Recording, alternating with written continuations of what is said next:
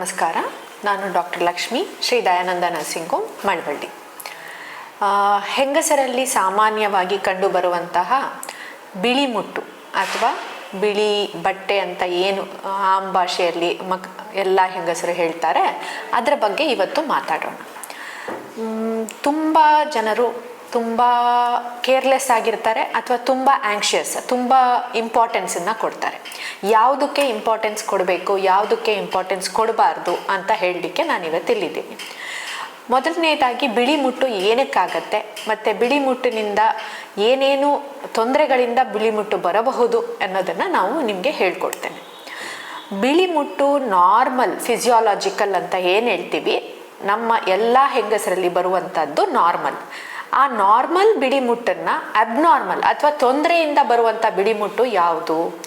ಬಿಳಿ ಮುಟ್ಟು ತುಂಬ ಜಾಸ್ತಿ ಆದಲ್ಲಿ, ಸ್ಮೆಲ್ ಅಥವಾ ವಾಸನೆ ಬರುವಂತಹ ಬಿಳಿ ಮುಟ್ಟು, ಅಥವಾ ಬಿಳಿ ಮುಟ್ಟು ಬಿಳಿಯಾಗಿ ಇರಲಾರ್ದೆ ಕಲರ್ ಚೇಂಜಸ್, ಹಳದಿ ಆಗಬಹುದು, ಬ್ರೌನ್ ಕಲರ್ ಆಗ್ಬೋದು, ಅಥವಾ ಮಧ್ಯ ಮಧ್ಯ ರೆಡ್ ಅದ್ರ ಜೊತೆಗೆ ಬಿಳಿ ಮುಟ್ಟಿನ ಜೊತೆಗೆ ಬರೋದು, ಇದು ತೊಂದರೆ ಇರುವಂತಹ ಬಿಳಿ ಮುಟ್ಟು ಅಂತ ಹೇಳಬೇಕು.